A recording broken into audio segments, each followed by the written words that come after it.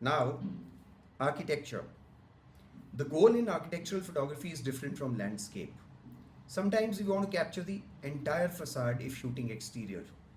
We want to convey the depth and volume of the space, and we want to minimize distortion or at least control it deliberately. And the wide angle mostly helps. I say mostly because there is a challenge specific to architecture, the focal plane challenge. When you photograph a building or a large interior, the subject is not at single distance. The near wall is close, the far wall is distant, the floor is one distance, the ceiling is another. Getting everything sharp, near and far, is the core challenge of architectural photography. Let me show you what this looks like in practice. 11 the GOOM departmental store on Red Square in Moscow. Shot at blue hour, the entire facade lit in warm golden light. GOOM is 242 meters wide. I was standing approximately 60 meters from the building. Think about that. At 11 the full width of the building fits in one frame. Without an 11 lens, you get a piece of this building. With it, you get the full statement. Let me show you the geometry of that challenge.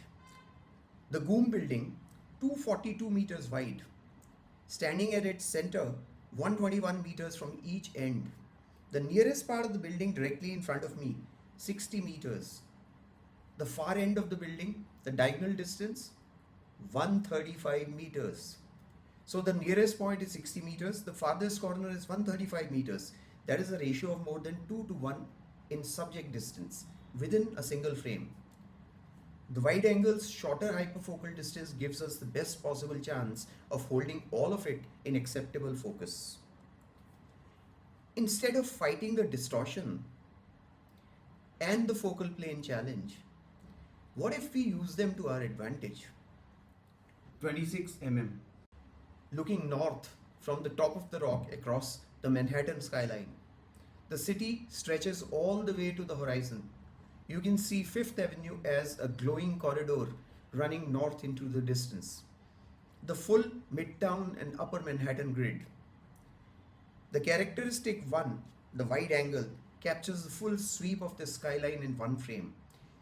And the characteristic 4, which is large things which are closer and smaller things as they are going farther away. The foreground buildings are larger and more dominant, and this gives us the sense of depth. The entire city is the subject, and the wide angle is the only tool that can hold it. 17 the Oculus, Santiago Calatrava's extraordinary transportation hub at the World Trade Center, New York City. We are standing at one end of the main hall, looking along its length. The white ribbed vaults soar overhead and converge at the far end. Without a wide angle, you get ribs. With 17 you get the full statement of the space, its height, its symmetry, its awe-inspiring size. Architecture designed for wonder, a lens that can match it. 17 Rani Ki Vav, the Queen's Stepwell in Patan, Gujarat, a UNESCO World Heritage Site.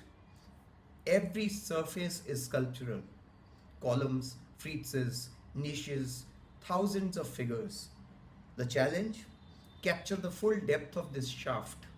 Near columns, middle galleries, far sanctuary niche. All at different distances. All needing to be legible. At 17 the characteristic 1 gives us the full width. Characteristic 2 gives us the perspective that exaggerates the recession of columns beautifully. The distortion here is architectural drama, not error. And the third characteristic, which is the hyperfocal distance, holds near carving and distant niche both in focus. This is a space that demands the wide angle. No other lens tells this story.